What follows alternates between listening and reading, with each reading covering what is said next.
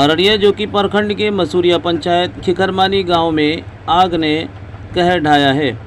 यह खिखरमानी गांव का नज़ारा है। आग लगने के बाद आग ने विकराल रूप धारण कर लिया। आप देख सकते हैं ये नज़ारा खिखरमानी गांव का है। ग्रामीणों की मदद से आग पर काबू पाया जा रहा है।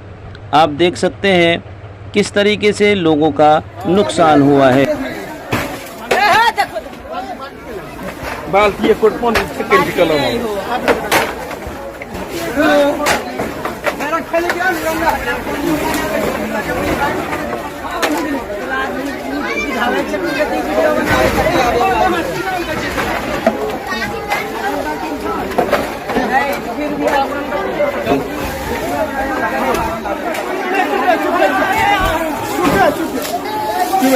है